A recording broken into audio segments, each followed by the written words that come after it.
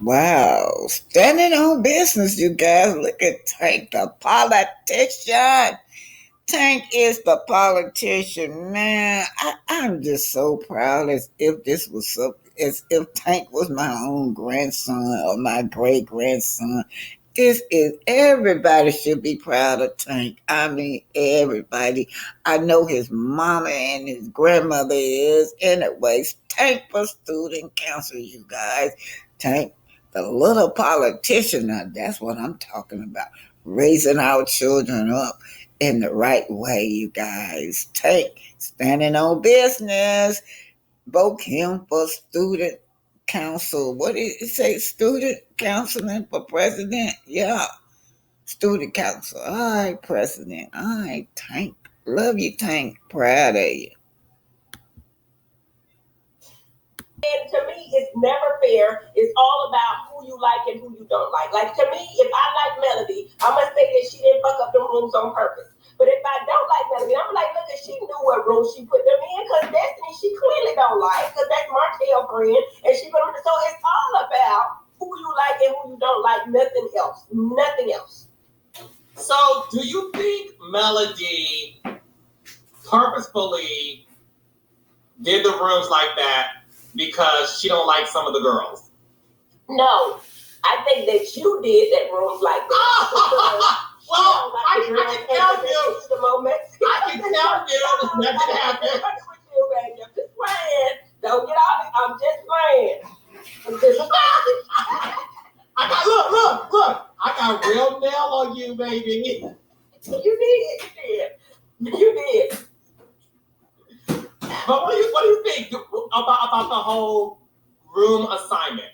I think that the rooms are always fun. I think that, you know what, it's kind of like a slow dig at somebody. You know, you're going to pick your people that you really like and give them a favorite room. And the people you don't like as much, they might be either not thought about or they took a small room and shared in the back. It's some kind of way on these trips, they don't have 8 rooms or however many rooms they need that are exactly the same. It's always you got something, and then you got the nice suite, and then you got somebody else, and then you got a small room at the bottom with twin beds.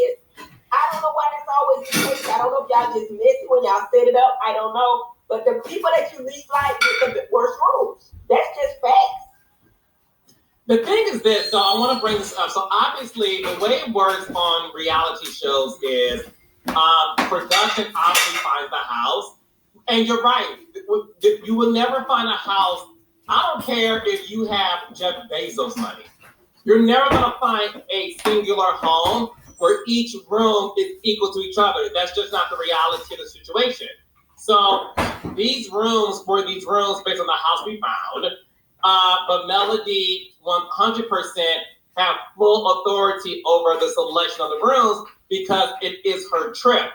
Now, there's a big debate on social media about whether or not Kimmy and Letitia deserved the room that Melody gave her friends that she came there with, which was Shenita and Lauren.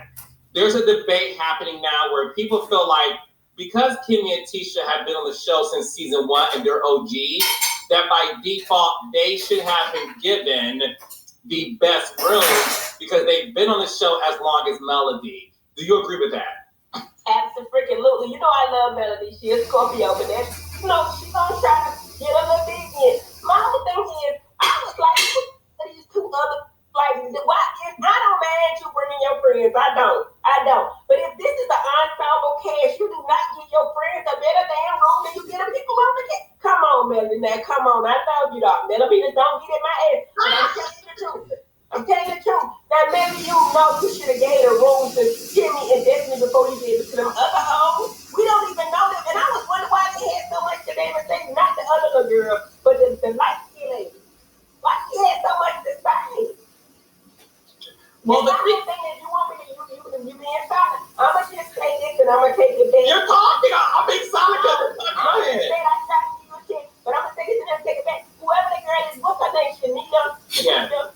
Shenita had already been ran down on the game by Melody before she got there because she already knew whose side she was on. Y'all already know this shit is simple. Listen, she already knew.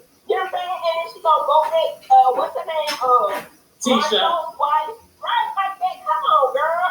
And Melody knew she was a mouthpiece. That's why she brought her. So Melody can sit back and let that girl speak to herself, Shenita. And ain't nobody really gonna say too much to Shenita because she was all the answers up in there. No, I wouldn't have been silent. I had to hear that bitch like I had a contestant. I don't care if you can with my ex. You're not gonna pump me. You're not. I hope you got security because whatever she was saying, I was gonna give it back to her. Y'all not gonna pump me like that. I'm not gonna run. And if we do get a fight, and I might lose, and I done lost a few of them in my time, but you gonna know you was in a fight. You gonna know. You gonna remember. I'm just playing, Colin, some joking. I ain't trying to fight that lady. But anyway, I was just like, what? She got so much to say. Well, no, the thing is this. I mean, look. Can you see me? I can, yes. The thing is this. So Shenita Foster used to be on a reality show called Football Wives. I knew I recognized her. I remember I saw her before, yeah. Yeah, and she does a lot of philanthropy in Africa and in the States, and she hangs out with some of the socialites in reality television. So that's why you guys may have seen her before. Shenita, who I know Shenita, from back in the day. Shenita had a huge personality. Shenita used to be married to a football player, but they're now divorced. So currently, Shenita is single. She's not married. Okay. I think Martella hit. I'm just saying, like if y'all looking for another cast member, Martell would hit it. I think he like climbing bitches. You know what I'm saying? I think she look like she tall, right? She look like she tall, right? I'm saying I know Martell. Martell is wearing her. Bring her on the show permanently because Shenita brings it, okay? Shenita just be talking. She great for reality TV, right? She said, watch her. All the little girl said was, you know what, I can get along with everybody. I don't like them. I don't have to, you know what I'm saying? I can be cool. Watch her. Because she done said, y'all, she might not like none of y'all motherfuckers at the table. Look, the girl didn't say that. The girl said, I'm an adult and I can get along with people even if they're not my favorite. Shenita took that and ran with it. That's how you do on reality TV. I like Shenita. She's so pretty. I like Shenita. Shenita's my friend. No, Shenita's cool. I like Shenita a lot. She's cool. The thing is that Shenita has always had that personality. So I want the world to know, and this is me talking to you real heavily, that is who she's always been. She has a big personality. Now, let's have a real conversation. Shenita also has never saw a camera that she didn't like, right? So listen, when opportunity, what's it called heavily? When fate meets opportunity? I think I got it right. I could have looked for that. Shenita knew what time it was and said, I'm taking this opportunity and I'm running with it. The main thing is Melody knew it. Melody knew who she was when she brought her there. You know, everything Shenita has said, obviously, one or two things may have happened. Either she is a fan of the show and she has watched every single episode, or because she's Mel's friend, they may have had some private conversation. It's the latter. It's not the former. It's the latter. It's the latter. Shenita was very opinionated when it came to Tisha, and I thought it was so interesting that she singled Tisha out in the way she was giving it to her. Not just once, but twice. Like the whole thing about watching. The thing that Shenita did that gave me pause was the fact that she's in the middle of eating her dinner with her dinner fork. And Tisha sitting across from her, she whispered loudly to Melody in front of Tisha, said, watch her, pointing the fork in Tisha's direction. And if he wanted to get a reaction out of Tisha. She was waiting on Tisha at the door. My thing is she was waiting on Tisha to say any fucking thing. That's how they do it. You know what I'm saying? This was her job and she came to do it. She came there for Melody, right? And she said, Melody, who you fuck with and who you don't. Similar to how Jocelyn came on our show and with Buffy, and then Jocelyn and went in on Toy talking about, who don't pay these fucking taxes? Do you think she watched our show just intricately? Or Buffy told her, this the bitch that's been fucking with me and she don't pay her taxes? They don't be like that people just watching the show. No, they got informed on what, and it was what she was waiting on Tisha to say anything. And when she said it, she went in on her, and then she did not stop. And I can't wait for Destiny coming, because I guarantee you, Shakita. It's Shenita, not Shakita the banana. Shenita ass gonna jump on Destiny ass to guarantee how much you want to bet. Wow. Get in that ass. Because Melody don't like Destiny either. Man. Actually, Destiny probably the person that Melody don't like the worst, right? Well, yeah. They don't speak. No. At the end of the day, Mel speaks to Tisha. She films with Tisha. She speaks to Kimmy. Mel films with the girls. She has not filmed. Melody has not seen Destiny yet this season. Is Destiny coming on this trip? Yes, she is. But why didn't she ride with them? Because Melody didn't want her to ride. That got a lot of bull up in here. I'm just saying, I love it, but no. Okay, whatever. That had nothing to do with it. Obviously, so Destiny has a young child, so it was a scheduling thing. But she comes the next day. Now I wanted them on the bus together. That's what I need. Can she ride back with them? Oh, you're gonna see. So next week's episode, you're gonna see Destiny and Melody have an all-out conversation. And what Shakita got to say about it? First of all, it's not Shakita like the banana. It's Shenita. Say, child. I don't know smoke with Shenita. Shenita, I know. Shenita. I like Shenita. Keep her him. Melody need a friend because she don't like none of these bitches really. So keep Shenita and let her date Martell. Well, I know if she date Martell, Melody ain't gonna put her no more. That's why I was like, I don't think that'll fly. No, we gotta get her somebody else. Who can she date? Hell, Moses on the street. Let's put Moses out there. Moses is married. Oh no, I forget. Who's single? What's the dude name? What you call the man name? He's Marquez. Well, I mean, I ain't think about that, but yeah, Marquez will do it. Marquez. I can talk to Marquez. I can talk to his grandmama and everything. I can talk to Shakita down, and now y'all got a whole nother couple down there. You know what I'm saying? What was funny is Shenita I believe she still may be in Atlanta, and Marquez is in Atlanta. Oh, yeah, I hope Shakita. I ain't saying nothing bad about Shakita because I don't even meet Shakita in the streets. Shakita, my friend, and she's just Melody's friend. And I love Scorpios. I love Melody. I love Shakita. And I love everybody. I love everybody. I can take that. I'm gonna keep fucking it up because you done messed me up. You must have called her Shakita first. I never called her Shakita. I have known Shenita for years. Shenita. Okay, Shenita. What's Shenita's last name?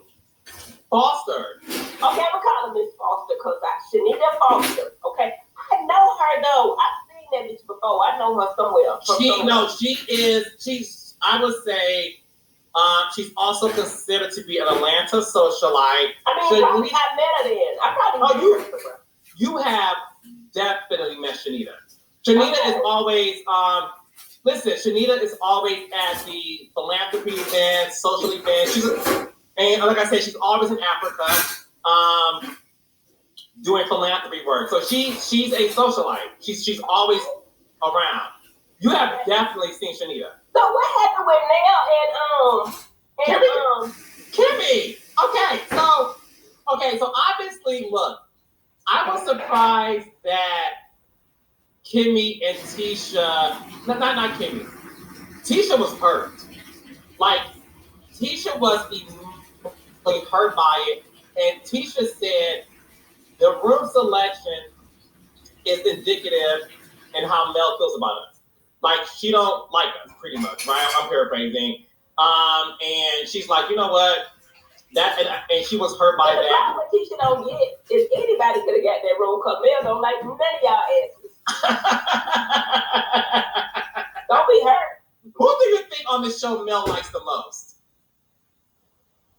The only person I can think of that she's filmed with, but she probably don't know her, is Sunny, right? Sunny's new. Mm-hmm. She filmed with Sunny. She went shopping with Sunny. She gave Sunny heads up. She don't know Sunny. She know these other hoes and she don't like them, so she probably likes Sunny the best, probably. What do you think about the dynamic between Melody and Miss Nell? Because that's where the argument between Kimmy and Nell happened. So Miss Nell and Mel were friends for years. When Melody and Martell were married, Melody and Martell would get advice from Nell and Chris Fletcher because Chris Fletcher cheated on Nell when they were, back in the day. And Melody and Nell would have conversations over the phone and talk to each other, vice versa. Melody gave Nell a room, but it didn't have a card on it.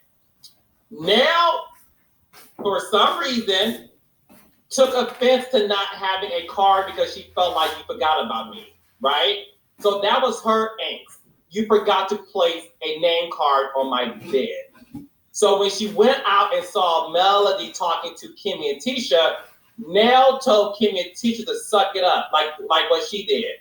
And baby, the way Kimberly, who I'm scared of, the way Kimberly stepped to Nell is the reason why I'm like, when it comes to Kimmy, whatever you want, girl, get it. Because I don't want no smoking. I know that's right. First of all, let's just jump back, okay?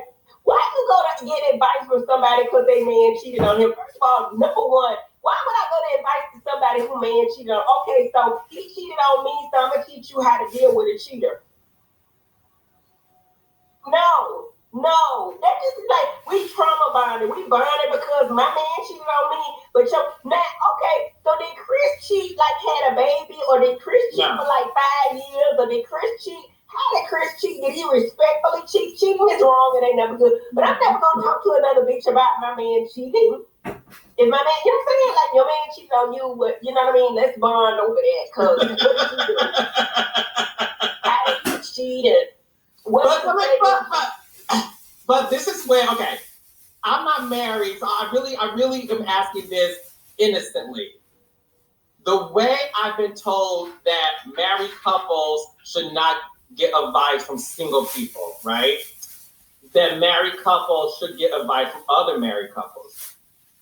If I'm a wife who experienced infidelity, and I know another wife who experienced infidelity and they worked through it, should I get advice from that wife who went through it and was able to deal with it to the point where they're still married?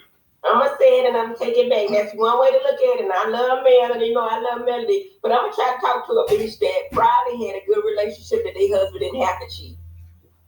I know I'm wrong. I'm wrong. Okay, I'm playing. Okay, yes, I would talk to somebody maybe, but I just that's just like me saying, okay, I'm 15 and I'm pregnant. Let me go talk to another 15-year-old that's pregnant. We just finna bond because misery loves company. It ain't like she's teaching me shit. Because at the end of the day, I'm gonna say if I want to stay and I'm gonna leave if I want to leave. So okay, but I guess yes, let's be friends. But who started the friendship? Was it Martell said go be her friend because she cheated too, and y'all need to just learn how to deal with it together and bond over it and get together. You know what I'm saying? And have some drinks to talk about. Girl, he cheated on me like this, and he cheated on me like that. But girl, I'm gonna say no. Now, from my understanding, I believe Chris and Martell were friends first, and you know how it goes when the wives become friends. So they. What happened to me? All this men cheated her still. Is that true? It's always an Hey, this is Black History Spotlight. Black excellent go to Selma Burks. We walk around with coins in our pocket every day, but I bet you didn't know this Selma Burke was the artist behind the sculpture of Roosevelt. All right, following the entrance of the United States into World War II, y'all. World War Miss Burke, yeah, World War II. Miss Burke, she enlisted into the Air Force. She was the first American woman to sign up. I believe it's the Air Force, you guys. That's cut off. But anyway, she enlisted into the military, and she was the first African American woman to sign up. Her assignment was to drive a truck at the Navy. I got it. She entered into the Navy, y'all. The Brooklyn Navy Yard. She injured her back on the job, and while recuperating, she won a commission of a bronze relief portrait of Roosevelt. Franklin Roosevelt, President Franklin Roosevelt. But Burke felt that the photograph of Roosevelt were inadequate for her needs and requested a sit-in with the president so she could draw him. Roosevelt agreed. Wow, wasn't that something? The president agreed, y'all. And Burke sketched Roosevelt over 2 days in February 1994. Roosevelt passed away in April 1945. Wow, just 1 year later. Mr. Roosevelt passed away in 1945. 1945. His successor, President Harry S. Truman, unveiled Burke's relief portrait at the Recorder of Deeds building in Washington, D.C. on September 24th, 1945. Though she endorsed it, Eleanor Roosevelt reportedly did not like the portrait at first, as it depicted her husband as a younger man. Burke responded that she intended the image to represent Roosevelt as American had known him, not as he appeared in his final years. In addition to the bronze portrait, Burke's profile, Roosevelt is well acknowledged as the basis for his image on the dime. The dime's image is officially attributed to, guess who stole it, y'all? U.S. Mint Chief Engraver John Cena. Y'all know they coming. They coming. Try to steal that woman work and say he did it. Anyway, but many, including Burke, claim that Sidney borrowed from Burke's this picture. Now they say borrow, they don't say stole or copy. Yeah, Burke described herself as a people sculptor and intended for the art to speak to wide audience, you guys. Oh my God, this woman was brilliant. She did a lot of sculpture. Uh, she sculpted with such people as John Brown, Duke Ellington, Mary Bethune, Philip Randolph. Some of her well known pieces include Torso 1937, Temptation 1938, and so on. She did a lot of sculpture, you guys. The next slide, I put up a picture of some of her sculpture. But my favorite is the mother and child sculpture that she do in a way. But shout out to Selma Burke. So I bet you didn't know when you think about art. When you think about artwork, you need to think about Selma Burke. You're carrying her around in your pocket every day, and then like from generation to generations, your chances are your grandkids gonna be carrying Mrs. Burke work around, and generations down. Shout out to Selma Burke, who designed President Roosevelt image on that dime.